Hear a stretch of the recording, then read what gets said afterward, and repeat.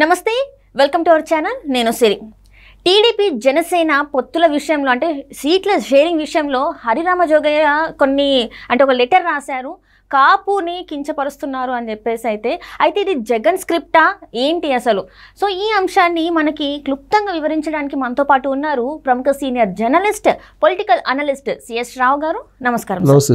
So ఇప్పుడు చూస్తున్నట్టయితే మన టీడీపీ జనసేన సీట్ల షేరింగ్ విషయంలో హరిరామ జోగయ్య గారు ఒక లేఖ అయితే రాయడం జరిగింది. అంటే దేహి అని అడుక్కున్నట్టు అని చెప్పేసి కొంత లేఖలో ఉంది. సో ఇదంతా చూస్తున్నట్టయితే జగన్మోహన్ రెడ్డి గారు వెనుకుండి ఇదంతా నడిపిస్తున్నారా అని చెప్పేసి కొన్ని వార్తలు అయితే వస్తున్నాయి. ఇందులో వాస్తవం ఉందంటారా? సో ఒకటి ఏంటంటే, ఆయన లెటర్ రాసిన తర్వాత పరిశీలిస్తే జరిగినటువంటి పరిణామాలు, ఆయన పొందుపరిచినటువంటి అంశాలు, ఆయన వ్యాఖ్యలు కనుక పరిశీలిస్తే ఖచ్చితంగా ఏదో కుట్ర ఉంది అని అనుకోవాలి. లేదంటే ఆయనకి కాపు సామాజిక వర్గం రాజ్యాధికారం రావాలి ఆ వర్గానికి అని ఒక బలమైనటువంటి కోరికన్నా ఉండాలి. ఈ రెండిట్లో ఏదో ఒకటి ఉంటేనే అలాంటి అభిప్రాయాన్ని వ్యక్తం చేస్తారు. ఇది పవన్ కళ్యాణ్కి ఉండేటువంటి క్రేజ్ని తగ్గించడం అని చెప్పి మనం భావించడానికి అవకాశం ఉంది. ఎందుకంటే పవన్ కళ్యాణ్ రాజకీయ నాయకులు అందరికన్నా తెలియగలటువంటి రాజకీయ నాయకుడు పవన్ కళ్యాణ్. ప్రజారాజ్యం పార్టీ నుంచి వచ్చినటువంటి అనుభవంతో ఆయన జనసేన పార్టీని 10 ఏళ్ల క్రితం పెట్టి ఒక పైసా ఖర్చు లేకుండా, శ్రమించకుండా, ప్రజల్లోకి నిరంతరం వెళ్లకుండా, ఆయనకి ఖాళీ ఉన్నప్పుడు ఆయన సినిమాలు తీసుకుంటూ ఈ పార్టీని ఇంత దూరం తీసుకొచ్చారు. ఎవరైనా ఈ విధంగా పార్టీని నడపగలరా అని అంటే భారతదేశంలో కాదు, చరిత్రలో ఎవరు కూడా ఈ విధంగా పార్టీని ఈ స్థాయిలో నిలబెట్టలేరు. కష్టపడకుండా, పైసా ఖర్చు లేకుండా, ఖాళీ ఉన్నప్పుడు పార్టీకి సభలు నిర్వహిస్తూ ఎవరు నిలబెట్టేది ఓన్లీ పవన్ కళ్యాణ్కే సాధ్యం. అతను వేసినటువంటి ప్రతి స్టెప్ కూడా బహుశా కేసీఆర్ని అనుసరిస్తున్నారేమో అనిపిస్తుంది ఒక్కోసారి. ఎందుకనంటే కేసీఆర్కి బలం లేదు. ఉద్యమ నాయకుడిగా ఆయన ఒక పార్టీని పెట్టాడు 2001లో, టీఆర్ఎస్ పార్టీని పెట్టాడు. ఆ పార్టీకి బలం లేదు. ఆ బలం లేకపోయినప్పటికీ మనకి తెలుగు రాష్ట్రాల్లో ఉండేటువంటి అన్ని పార్టీలతో పొత్తు పెట్టుకున్నాడు. పొత్తు పెట్టుకొని పార్టీని అధికారంలోకి తీసుకురాగలిగాడు. సుదీర్ఘమైన ప్రయాణం తర్వాత 2001లో స్టార్ట్ చేసి పార్టీని 2014కి ఆయన అధికారంలో రాగలిగాడు. ఎలా రాగలిగాడంటే పైసా ఖర్చు పెట్టలేదు. ఉద్యమం అన్నాడు. ఉద్యమం పేరుతోటి అనేక రకాలుగా విరాళాలు సేకరించారు. దాంతోపాటు అన్ని పార్టీలతోటి పొత్తు పెట్టుకున్నాడు. ఆయన పొత్తు పెట్టుకుని పార్టీని అధికారంలోకి తీసుకురాగలరు. సేమ్ అదే స్ట్రాటజీని పవన్ కళ్యాణ్ పాటిస్తున్నారేమో అనిపిస్తుంది ఒక్కోసారి. సో ఇప్పుడు ఆయన ఆల్రెడీ జనసేన పార్టీని పెట్టారు. పెట్టిన తర్వాత తెలుగుదేశం పార్టీ బీజేపీతో పొత్తు పెట్టుకున్నాడు. అప్పటికి అసలు పార్టీ నిర్మాణం లేదు. ఒక పవన్ కళ్యాణ్ మాత్రమే ఉన్నారు. పార్టీ నిర్మాణం లేదు 2014 ఎన్నికల నాటికి. బట్ జనసేన పార్టీని ఎలివేట్ చేసుకోగలిగాడు.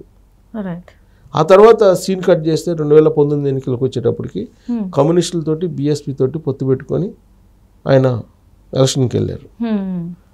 ఇప్పుడు తెలుగుదేశం పార్టీ బీజేపీ తోటి పొత్తు వెళ్తున్నారు. సో ఆయన 2019లో చెగువీరా అనేది చెప్పి కమ్యూనిస్టులతోటి అలాగే బీఎస్పీ తోటి పెట్టుకుని ఓడిపోయిన తర్వాత వెంటనే 2019లో అధికారంలోకి నరేంద్ర మోడీ రాగానే బీజేపీ తోటి పొత్తు, నాది ఢిల్లీ బీజేపీ తోటి పొత్తు అని చెప్పి ఆయన కొత్త నిర్వచనం చెప్పారు. పొత్తు అంటే రాష్ట్రంలో ఉంటుంది, కానీ నేను ఢిల్లీ బీజేపీ తోటి పొత్తు అని చెప్పి ఇంతకాలం నడుపుకుంటూ వచ్చి ఇప్పుడు అనివార్యంగా తెలుగుదేశం పార్టీ పొత్తు పెట్టుకునే పరిస్థితి తీసుకొచ్చింది తెలుగుదేశం పార్టీని. ఇది పవన్ కళ్యాణ్ యొక్క ఒక స్ట్రాటజీ. ఇలాంటి స్ట్రాటజీని ఇంతవరకు ఏ రాజకీయ పార్టీ అధినేత వేయలేదు, సక్సెస్ కాలేదు. బట్ ఆ విషయంలో సక్సెస్ అయ్యారు. అలాంటి పవన్ కళ్యాణ్ క్రేజ్ని, అలాంటి పవన్ కళ్యాణ్ ఆలోచనల్ని తప్పుపడుతూ ఇప్పుడు హరిరామ జోగయ్య లెటర్ రాశారు. అంటే పవన్ కళ్యాణ్కి ఏమీ తెలియదు, పవన్ కళ్యాణ్ అమ్ముడుపోయాడు, పవన్ కళ్యాణ్ కాపులకు అన్యాయం చేస్తున్నారు, ఇలాంటివన్నీ కూడా ఆయన లెటర్లో పొందుపరచడం జరిగింది. అసలు దేహి ఏంటి, అదే సార్ అడుక్కుంటే సీట్లు వచ్చినాయి ఇది అని చెప్పేసి మాట్లాడుతున్నాడు.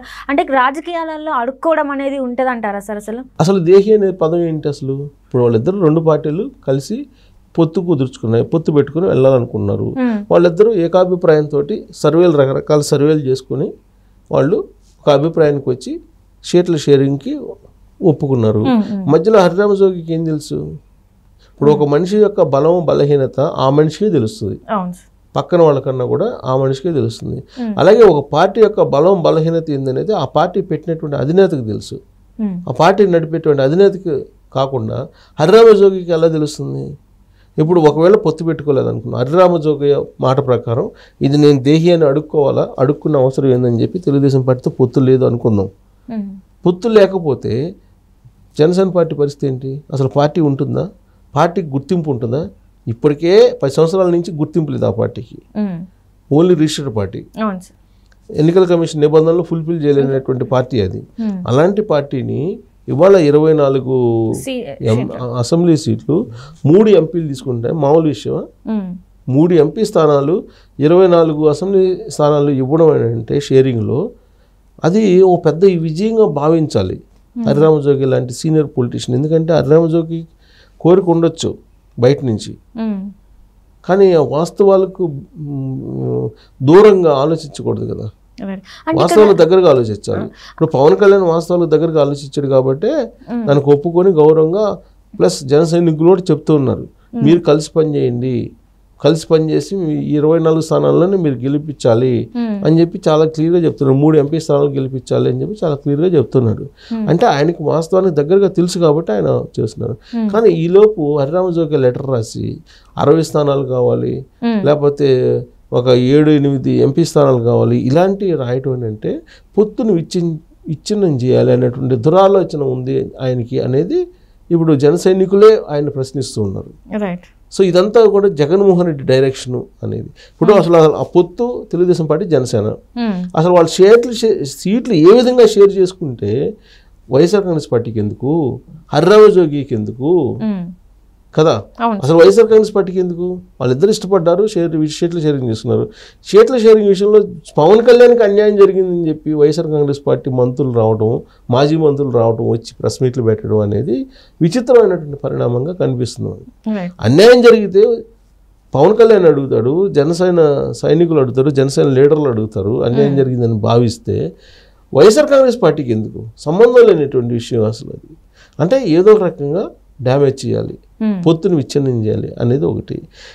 ఒకవేళ నిజంగానే పవన్ కళ్యాణ్ పట్ల వీళ్ళకి వైఎస్ఆర్ కాంగ్రెస్ పార్టీకి అంత అభిమానం ఉంటే మరి 2019 ఎన్నికల ముందు అంటే 2018లో విజయసాయి రెడ్డి, నాగబాబు ఇద్దరు కలిసి ఆ రోజు వైఎస్ఆర్ కాంగ్రెస్ పార్టీ జనసేన పొత్తు పెట్టుకోవాలని చెప్పి అనుకున్నాయా లేవా అనేది ఒక సమాధానం చెప్పాలి ఆ పార్టీ. రెండేంటంటే ఆ రోజు 60 స్థానాలు ప్లస్ ఎంపీ స్థానాలు 10 అడిగారు ఎవరు? జనసేన పార్టీ. అడిగితే 2 ఎంపీ స్థానాలు 15 ఎమ్మెల్యే స్థానాలు ఇస్తామని చెప్పి విజయసాయి రెడ్డి, నాగబాబు మధ్యలో జరిగినటువంటి చర్చ ఇది జనసేనకి. అంటే వాళ్ళు ఇస్తానన్న దానికన్నా కూడా ఇప్పుడు తెలుగుదేశం పార్టీ ఎక్కువ ఇచ్చింది కదా. అంటే ఎవరు గౌరవిస్తున్నట్టు? కాపు సామాజిక వర్గాన్ని, లేదంటే పవన్ కళ్యాణ్ని. అంటే అసలు కాపు సామాజిక వర్గానికి పవన్ కళ్యాణ్కి సంబంధం ఏంటి?